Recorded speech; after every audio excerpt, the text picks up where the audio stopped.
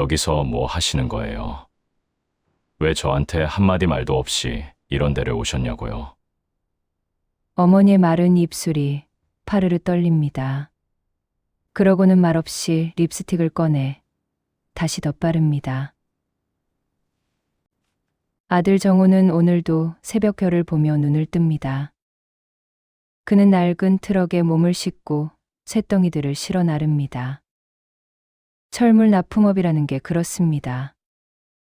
남들 쉴 때 움직여야 하고 남들 잘 때 일해야 겨우 입에 풀칠을 하죠. 딱딱한 삶 속 그는 82의 어머니 순덕과 단둘이 삽니다. 효도라는 게 별건가? 그저 돈 열심히 벌어서 어머니 고기 반찬 챙겨드리면 되지. 그는 그게 다라고 믿었습니다. 그런데 며칠 전부터 집안 분위기가 묘했습니다. 정우는 새벽 5시면 집을 나서고 저녁 8시가 넘어서야 파초가 된 몸으로 귀가합니다. 그런 아들을 반기는 건 늘 구수한 된장찌개 냄새였습니다. 그런데 요즘은 집안에서 전혀 다른 향기가 납니다. 오래된 서랍 속에서 꺼낸 듯한 조금 촌스럽지만 진한 화장품 냄새였습니다. 처음엔 옆집에서 향수라도 뿌렸나 싶었습니다. 하지만 그 향기는 어머니의 방에서 났습니다. 정호는 그러려니 했습니다.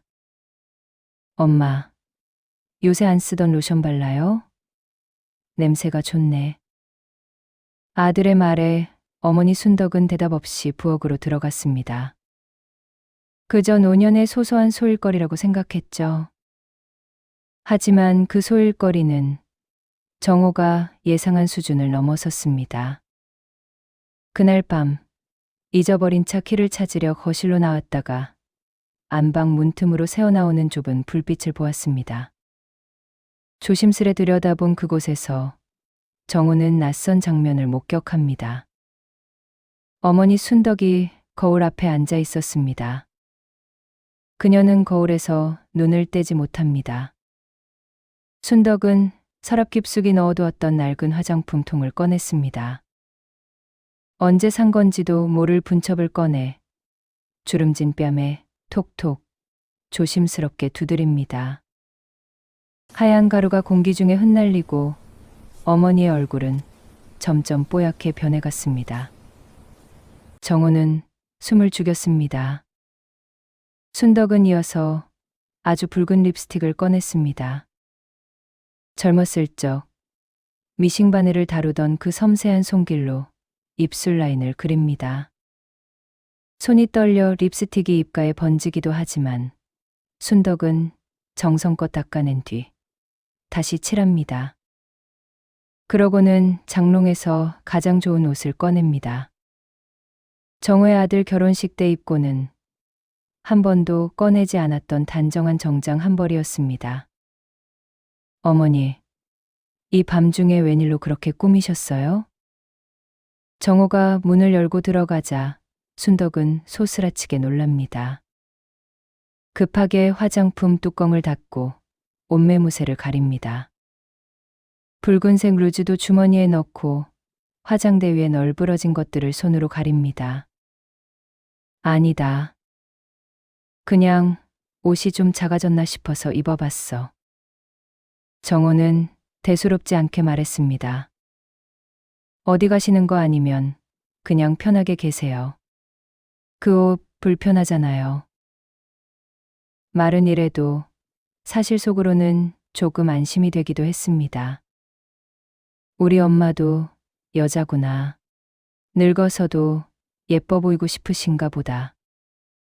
동네 할머니들끼리 유행이라도 생겼겠거니 싶었습니다.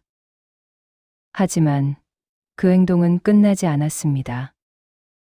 다음 날도 그 다음 날도 마찬가지였습니다. 정호가 새벽에 나갈 준비를 하면 순덕은 이미 화장을 끝내고 있었습니다. 정호가 퇴근하고 돌아오면 순덕은 여전히 그 차림이었습니다. 그런데 이상한 점은 어머니가 집 밖을 전혀 나가지 않는다는 겁니다. 그 곱게 화장한 얼굴로 하루 종일 집 안에서 나늘을 까고 걸레질을 하고 텔레비전을 봅니다. 가끔 구두를 신고 방 안을 왔다 갔다 하는 소리도 들렸습니다. 정호는 의아함이 점점 커졌습니다. 어머니, 그렇게 차려입고 왜 집에만 계세요? 안 답답하세요? 순덕은 담담한 목소리로 어딘가 멀리 보며 대답합니다. 기분이 좋아서 그런다. 내버려둬라. 어머니는 거울 속의 자신과 끊임없이 눈을 맞췄습니다. 그녀는 입꼬리를 올려 살짝 미소도 지어봅니다. 그러다가 광대뼈가 파르르 떨릴 정도로 억지로 미소를 짓습니다. 그러다 금세 무표정으로 돌아와 한숨을 쉬는 모습. 그 모습을 볼 때마다 정호는 가슴 한구석이 서늘해졌습니다. 순덕은 서둘러 옷을 벗으려 했지만 떨리는 손끝 때문에 지퍼가 좀채 내려가지 않았습니다. 정호는 가서 도와드려야 하나 고민했지만 어머니의 완강한 태도에 그저 집을 나왔습니다. 그는 찝찝한 마음을 안고 다시 트럭을 몰았습니다. 우리 엄마가 왜 저러실까? 평생 미식만 돌리며 살던 분입니다. 본인 몸 치장엔 10원 한 장 안 쓰던 분이었습니다. 왠지 모를 불안함이 엄습합니다. 차라리 어디 여행이라도 가신다면 마음이 편하겠습니다. 그는 이 상황이 점점 이해되지 않았습니다. 정우는 거래처 사장과 점심을 먹다가 슬쩍 물었습니다. 어르신들이 갑자기 외모에 집착하시면 어때요? 우리 엄마가 요새 안 하던 화장을 매일 하시는데. 사장님은 소주 한 잔을 들이키며 껄껄 웃었습니다. 박 사장, 그게 다 기운이 있다는 소리야. 늙어서도 여자이고 싶은 거니까 좋게 생각해. 혹시 알아? 동네 노인정에서 누가 관심이라도 표현했는지. 그 말에 정호도 억지로 웃어 보였습니다. 정말 그런 거라면 얼마나 좋을까요? 하지만 어머니는 친구가 없습니다. 평생 공장에서 일만 하느라 동네 사람들과 차 한 잔 마실 여유도 없었죠. 그런 어머니가 누구를 위해 꾸민단 말입니까? 정호는 누나에게 전화를 걸어 하소연했습니다. 누나, 엄마가 진짜 이상해. 하루 종일 화장하고 집 안에만 있어. 그리고 갑자기 크게 웃었다가 한숨을 쉬셔. 치매 온 거 아닐까? 아니면 우울증인가? 누나의 대답은 너무나 태연했습니다. 정호야, 넌 참 걱정도 팔자다. 엄마 나이 되면 그러시는 분들 있어. 나중에 후회하지 말고 꾸미실 때 예쁘다 소리 한 번이나 해드려. 누구 만나러 가시는 것도 아닌데 뭐가 걱정이야. 누나는 정호를 다독이고 전화를 끊었습니다. 그래, 기운 없어서 누워만 계시는 것보다 훨씬 낫지. 내가 생각이 너무 많은 것 같다. 정호는 다시 생업의 현장으로 뛰어들었습니다. 철물점 창고에 쌓인 물건들을 정리하고 거래처와 입씨름을 하다 보면 어머니의 변화는 금세 잊혔습니다. 다음에 물어보자. 나중에 괜찮을 때 물어보자. 정호는 그렇게 또 하루를 나중으로 밀어냈습니다. 하지만 어머니의 시간은 정호의 생각보다 빠르게 흐르고 있었습니다. 여느 때와 다름없이 퇴근한 정호는 거실 한가운데 덩그러니 놓여있는 어머니의 신발을 보았습니다. 항상 단정하게 신발장에 들어가 있던 어머니의 구두가 현관 바닥에 거칠게 놓여 있었습니다. 집안은 고요했습니다. 평소라면 아들의 발소리에 나와야 할 어머니가 보이지 않습니다. 정호는 불길한 예감이 들어 안방문을 벌컥 열었습니다. 어머니는 없었습니다. 화장대 위에는 립스틱 뚜껑이 열린 채 굴러다니고 있었고, 어머니가 그토록 아끼던 옥색 투피스도 사라졌습니다. 심장이 내려앉는 것 같았습니다. 집 안을 샅샅이 뒤졌지만 어머니의 온기는 없었습니다. 순덕은 그 차림으로 집 대문을 나선 겁니다. 어디로 간다는 말 한마디 없이 말입니다. 정호는 현관 밖으로 뛰쳐나갔습니다. 어스름한 저녁 노을이 골목길을 주황빛으로 물들이고 있었습니다. 저 멀리 구부정한 어깨를 한 노인이 불편한 구두를 신고 절뚝거리며 골목 끝을 향해 가고 있었습니다. 정호가 한 번도 본 적 없는 어머니의 가장 화려하고도 고독한 외출이었습니다. 도대체 어디로 가시는 걸까? 주머니 속에 감춘 붉은 루즈와 거울 앞에서 연습한 그 어색한 미소는 누구를 향한 것이었을까? 아들은 어머니의 뒤를 밟기 시작했습니다. 허리가 굽은 노인이 절뚝거리며 걸어가는 뒷모습이 하얗게 빛나고 있었습니다.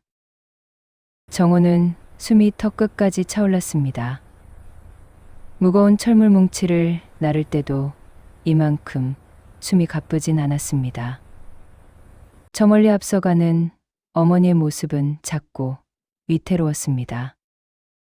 옥색 투피스 자락이 골목길의 서늘한 바람에 나풀거릴 때마다 정호의 심장도 함께 덜컥거렸습니다. 어머니 순덕은 평생 동네 밖을 나선 적이 거의 없었습니다. 기껏해야 시장통이나 노인정이 전부였죠. 그런 어머니가 오늘은 약속이라도 있는 사람처럼 거침없이 골목을 가로지릅니다. 정호는 전봇대 뒤에 몸을 숨기며 어머니의 보폭에 맞추어 조심스레 발을 뗐습니다.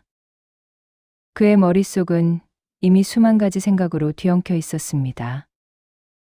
누나 말대로 정말 노인정에서 만난 누군가와 비밀스러운 만남이라도 있는 걸까? 아니면 치매 증상이 심해져 길을 잃으신 걸까? 그것도 아니면 자식인 나에게조차 말하지 못한 큰 병이라도 깊어진 걸까? 어떤 가정을 해봐도 정호의 마음은 편치 않았습니다. 어머니 순덕의 걸음걸이는 평소와 달랐습니다. 한 번을 돌아보지도 않고 직진했습니다. 골목은 좁고 가팔랐습니다. 어머니는 한참을 걷다 숨이 차는지 잠시 멈춰서서 담벼락을 짚었습니다. 정호는 얼른 전봇대 뒤로 몸을 숨겼습니다. 멀리서 본 어머니의 손등은 나뭇가지 같았습니다. 뼈마디가 툭 붉어져 꼭 말라 비틀어져 있었죠. 그 손으로 평생 미싱을 돌리고 아들놈 교복을 빨고 며느리의 빈자리 메워가며 손주들 기저귀까지 치웠습니다. 나는 내 사는 게 바쁘다고 저 손 한 번 제대로 잡아준 적이 있었나. 어머니는 한참을 걷다 동네 끝자락 경사가 가파른 언덕길 위에서 멈춰 섰습니다. 그곳엔 시간이 멈춘 듯한 낡은 건물들이 다닥다닥 붙어 있었습니다. 순덕은 숨을 고르려는 듯 가방을 꼭 쥐고 한참을 서 있었습니다. 그러고는 주머니에서 다시 그 붉은 루즈를 꺼냈습니다. 거울도 보지 않은 채 익숙한 손길로 입술을 다시 덧바릅니다. 그 모습이 어찌나 비장해 보이던지 정호는 차마 소리를 내어 부를 수 없었습니다. 어머니는 이제 골목길 끝에 시간이 멈춘 듯한 낡은 건물 앞에 멈춰 섰습니다. 멈춰 선 곳은 현대사진관이라는 낡은 간판 아래였습니다. 요즘은 보기 힘든 필름 사진관. 빛바랜 가족 사진들과 백일잔치 사진들이 먼지를 뒤집어 쓴 채 놓여 있었습니다. 순덕은 사진관 유리문 앞에서 멈췄습니다. 안을 들여다보는 것도 아니고 그렇다고 들어가는 것도 아니었습니다. 그저 문고리에 손을 올렸다가 뗐다가를 반복했습니다. 단정하게 빗어 넘긴 머리칼을 손으로 연신 다듬고 옥색 투피스의 깃을 세웠습니다. 순덕은 한참을 그 문턱 앞에서 망설였습니다. 다시 문고리를 잡았다가 놓기를 대여섯 번. 옥색 소매로 눈가를 훔치는가 싶더니 이내 옷깃을 다짝 세우고 심호흡을 크게 했습니다. 정호는 골목 전봇대 뒤에 숨어 그 광경을 지켜보았습니다. 도대체 여기는 왜 오신 걸까? 사진 찍을 일이 뭐가 있다고 저렇게까지 꾸미고 오신 걸까? 손주 돌잔치 때도 사진 한 장 찍기 싫다며 도망치듯 자리를 피하시던 분이었습니다. 늙은 얼굴 찍어 뭐하냐며 손사래를 치던 어머니의 목소리가 정호의 귓가에 쟁쟁했습니다. 그때였습니다. 사진관 안에서 낡은 종소리와 함께 문이 열렸습니다. 사진관 주인이 빗자루를 들고 밖으로 나왔습니다. 그는 문 앞에 서 있는 순덕을 보고도 놀라지 않았습니다. 오히려 아주 익숙한 듯 인사를 건넸습니다. 또 오셨네. 벌써 사흘째네요. 그 말에 심장이 쿵 내려앉았습니다. 벌써 사흘째라니. 어머니는 정호가 일하러 나간 사이 몇 번씩이나 이 먼 길을 걸어왔던 겁니다. 사진관 주인이 허리를 숙여 순덕의 얼굴을 가만히 살피더니 빙그레 웃으며 말했습니다. 오늘이 제일 예쁘시네. 화장이 아주 잘 됐어요. 옷도 그 옥색이 참 잘 어울리시네. 순덕은 수줍은 듯 고개를 숙였습니다. 그러고는 힘겹게 입을 뗐습니다. 그래요? 정말 예뻐 보여요? 그럼요. 사흘 동안 본 중에 오늘이 최고로 고우십니다. 이제 그만 들어가시죠.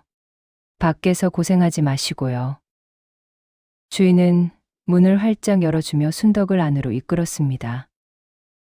하지만 순덕은 여전히 발을 떼지 못했습니다.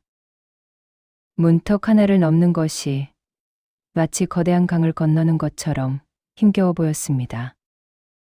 순덕은 다시 한번 옥색 소매 끝을 만지작거렸습니다. 정호는 전봇대를 꽉 쥐었습니다. 어머니의 뒷모습에서 느껴지는 그 형용할 수 없는 무거움이 느껴졌습니다. 순덕은 깊은 한숨을 내쉬었습니다. 그 한숨 소리가 골목을 타고 정호의 귓가까지 들려오는 것만 같았습니다. 그리고 결심한 듯 고개를 끄덕였습니다. 그래. 오늘 찍어야겠네. 순덕의 목소리는 떨리고 있었습니다. 더 이상 미룰 수 없었습니다. 오늘이 아니면 영영 기회가 없을지도 모를 일입니다. 서성이던 순덕은 천천히, 아주 천천히 사진관 안으로 발을 내디뎠습니다. 낡은 구두가 타일 바닥을 밟는 소리가 들렸고 문에 달린 작은 종이 다시 한번 딸랑하며 울렸습니다. 어머니가 문 안으로 사라지자 정우는 참았던 숨을 한꺼번에 내뱉었습니다. 다리가 후들거렸습니다. 정우는 떨리는 걸음으로 사진관 유리문 앞으로 다가갔습니다. 안에서는 환한 조명이 터지는 소리가 들려오고 있었습니다. 정우는 유리문 너머 조명빛을 받고 앉아있는 어머니의 옆얼굴을 보았습니다. 어머니는 턱을 살짝 치켜들고 계셨습니다. 깊게 파인 눈과 주름과 광대뼈를 따라 흐르는 세월. 떨리는 입술을 앙다물고 억지로 지어 보이는 그 미소. 집에서 보았던 그 미소였습니다. 사진관의 낡은 유리문 너머로 조명이 번쩍였습니다. 하얀 빛이 터질 때마다 어머니는 더 활짝 웃습니다. 처음 보는 어머니의 모습. 조명 아래 순덕은 마치 낯선 사람 같았습니다. 정호는 더 이상 참을 수 없었습니다. 그는 떨리는 손으로 사진관 문을 열었습니다. 딸랑거리는 종소리가 유난히 크게 울렸습니다. 사진기 앞에 앉아있던 순덕이 고개를 돌렸습니다. 렌즈를 향하던 미소가 순식간에 얼어붙었습니다. 순덕의 눈동자가 갈 곳을 잃고 흔들립니다. 무릎 위에 가지런히 놓았던 손이 파르르 떨리기 시작했습니다. 정호와 순덕, 두 사람 사이에 무거운 정적이 흘렀습니다. 사진관 주인이 어색한 분위기를 눈치채고 카메라에서 눈을 뗐습니다. 주인은 셔터를 누르려던 손을 거두고 인자하게 웃어 보였습니다.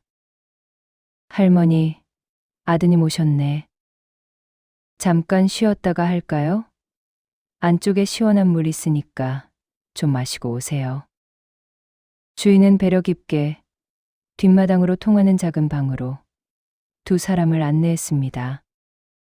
정호는 아무 말 없이 어머니를 따라 들어갔습니다. 방 안에는 오래된 소파 하나와 정수기뿐이었습니다. 순덕은 소파 끝에 걸터 앉아 고개를 푹 숙였습니다. 옥색 투피스 소매 끝을 만지작거리는 손길이 몹시 불안해 보였습니다. 정호는 그런 어머니를 보며 가슴이 타들어갔습니다. 순덕은 입을 굳게 다물었습니다. 방 안에는 정수기 돌아가는 낮은 소리만 가득했습니다. 한참이 흐른 뒤 정호가 숨을 내뱉으며 말을 꺼냅니다. 어머니, 여기서 뭐 하시는 거예요? 왜 저한테 한마디 말도 없이 이런 데를 오셨냐고요? 정호의 목소리가 사진관의 좁은 대기실 벽을 타고 날카롭게 울렸습니다. 사실 화를 내려던 건 아니었습니다. 그저 가슴 속에서 정체를 알 수 없는 시커먼 공포가 솟구쳤습니다. 그리고 그 두려움을 감추려다 보니 말투가 거칠게 튀어나왔을 뿐입니다. 하지만 소파 끝에 걸터 앉아 있던 순덕은 아들의 걱정 섞인 외침을 듣자 눈빛이 변합니다. 평생 본 적 없는 서슬퍼런 눈빛으로 정호를 쏘아붙였습니다. 네가 여길 왜 와? 바쁜 놈이 지 일이나 할 것이지. 왜 사람 뒤를 꼬치꼬치 밟아 발길을. 평생 큰 소리 한 번 내지 않던 어머니였습니다. 그저 아들놈 밥숟가락 위에 고기를 얹어주시던 어머니였습니다. 그런 어머니가 불같이 화를 내며 역정을 내자 정호는 순간 머릿속이 하얘졌습니다. 하지만 정호는 보았습니다. 호통을 치는 어머니의 마른 입술이 파르르 떨리고 있다는 것을요. 정호는 답답함에 가슴을 툭툭 쳤습니다. 제가 걱정돼서 그렇잖아요. 요즘 집에서 매일 안 하던 화장하시잖아요. 그리고 낡은 옷 꺼내 입고 거울 보면서 억지로 웃는 연습하시는 거 제가 다 봤다고요. 대체 사진은 왜 찍으시는 건데요? 예쁜 사진 찍고 싶으면 나한테 말을 하지. 왜 이 멀리까지 혼자 오셔서 사람 가슴을 졸이게 만드냐고요. 정호의 물음에 순덕은 다시 입을 굳게 다물었습니다. 고요한 정적 속에서 정호는 어머니를 찬찬히 뜯어보았습니다. 아무리 보아도 아들은 엄마의 마음을 가늠할 수가 없었습니다. 사진 찍으러 왔다. 예쁘게 남고 싶어서. 정호는 답답했습니다. 아니, 예쁜 사진 찍고 싶으면 저랑 같이 좋은 데 놀러 가서 찍으면 되잖아요. 왜 혼자 이 멀리까지 와서 며칠씩 문 앞을 서성이셨냐고요. 침묵이 길어질수록 정호의 가슴 속에서는 자책이 타도처럼 밀려왔습니다. 나는 쇳덩이 나르는 재주밖에 없었네. 엄마 마음속에 무슨 바람이 부는지도 모르고 살았네. 열심히 일해서 고기 사들이고 용돈 들이면 효도인 줄 알았는데 긴 정적 끝에 이어지는 순덕의 한마디에 정우의 심장은 그대로 멈추는 것 같았습니다. 영정 사진. 그거 하나 미리 해두려고 왔다. 정우의 머릿속이 하얗게 비워졌습니다. 아버지를 보낼 때 영정 사진이 없었습니다. 낡은 사진에 아버지의 얼굴조차 희미했던 그 기억. 순덕은 그때 사진 앞에서 대성통곡하던 아들의 뒷모습을 기억하고 있었습니다. 그녀는 주머니에서 손을 빼내어 무릎 위에 가지런히 올렸습니다. 그리고는 천천히, 아주 천천히 고개를 들어 아들의 얼굴을 마주 보았습니다. 그리고 조용히 말을 이어갔습니다. 나중에, 정말 나중에 네가 나 생각할 때 이 얼굴로 기억했으면 해서 그랬다. 울지 말고 우리 엄마 참 곱게 갔구나. 그렇게 생각해 주길 바랐어. 정우는 아무 말도 할 수 없었습니다. 어머니는 홀로 남겨질 아들이 겪을 당혹감을 덜어주려고 가장 단정한 모습으로 마지막 인사를 준비하고 있었습니다. 옥색 투피스를 다려 입고 서툰 솜씨로 루즈를 칠하던 그 새벽. 그 모든 정성은 말로 하지 않은 마음이었습니다. 그리고 그 노력도 아들과 함께 나누면 짐이 될까 해서 혼자서 웃어도 보고 고운 옷도 입어봤습니다. 그녀의 눈가에 결국 이슬이 맺혔습니다. 화장이 지워질까봐 손등으로 눈을 꾹꾹 누르는 어머니의 모습에 정우는 목이 메었습니다. 나도 괜찮을 줄 알았다. 나이 먹을 만큼 먹었으니까 겁날 게 뭐 있겠나 싶었지. 그런데 막상 이 사진관 문 앞에 서니까 자꾸 가슴이 떨리더라. 저 문을 열고 들어가면 진짜 끝인 것 같아서. 그래서 어제도 그제도 그냥 돌아갔어. 어머니도 무서웠던 겁니다. 남몰래 준비하는 그 과정이 얼마나 외롭고 두려웠을까요? 그런데도 자식에게 부담이 되기 싫어 그 무거운 발걸음을 혼자 옮겼던 겁니다. 엄마, 바보같이 왜 혼자 그래요? 제가 있는데. 정우는 어머니의 뒤틀린 손을 꼭 잡았습니다. 거칠고 투박한 손. 이제는 온기 없이 차갑게 식어 있었습니다. 어머니는 아들의 손을 맞잡으며 희미하게 웃었습니다. 정우야, 이 옷 입으니까 내가 좀 예뻐 보이긴 하니? 너희 아버지 만날 때 입으려던 건데. 너한테 먼저 보여주고 싶었어. 정우는 고개를 세차게 끄덕였습니다. 눈물이 쏟아질 것 같아 억지로 눈을 부릅떴습니다. 예뻐요. 우리 엄마가 세상에서 제일 고와요. 정우는 사진관 한쪽에 전시된 수많은 가족 사진을 멍하니 바라보았습니다. 집에 있는 낡은 앨범을 떠올려 봐도 어머니가 주인공인 사진은 단 한 장도 없었습니다. 늘 뒤에서 흐릿한 배경처럼 서 계셨을 뿐입니다. 평생을 봉제 공장의 먼지 속에서 사셨던 어머니. 정작 본인의 얼굴이 어떻게 변해가는지는 궁금해할 겨를조차 없었습니다. 내 사진은 그렇게나 많으면서. 정우의 떨리는 목소리에 순덕은 힘없이 웃으며 대답했습니다. 네 사진 찍어주는 게 내 낙이었지.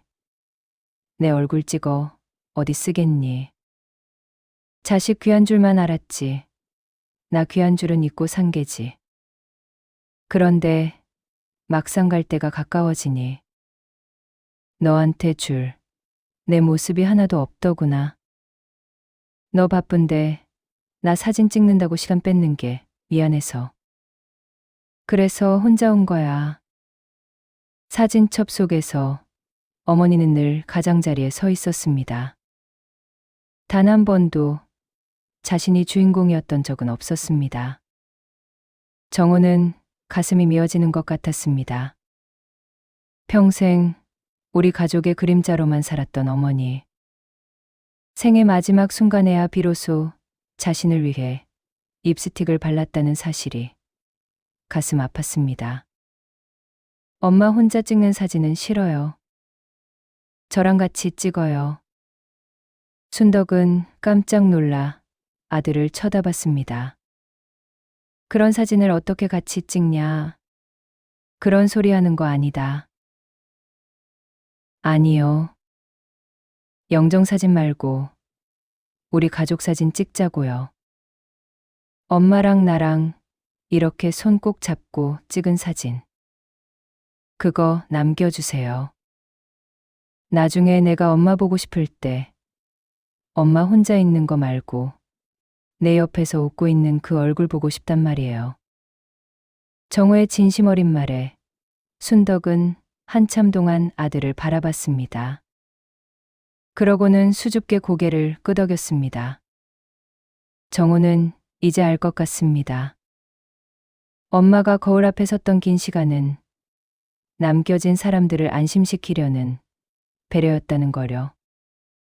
바쁘다는 핑계로 미뤄왔던 그 수많은 나중들이 엄마를 외롭게 두었다는 것을요.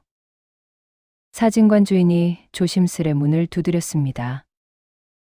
할머니, 이제 준비되셨어요? 조명이 아주 좋습니다.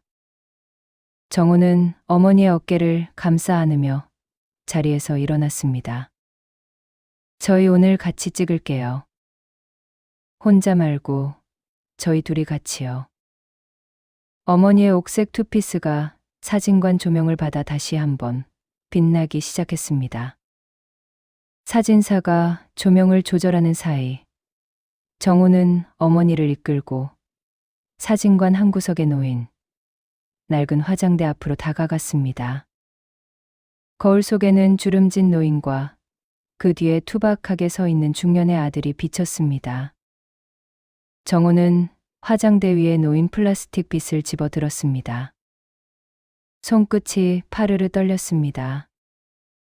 어머니의 머리카락에 빗을 대는 것이 대체 얼마만인지 기억조차 나지 않았습니다.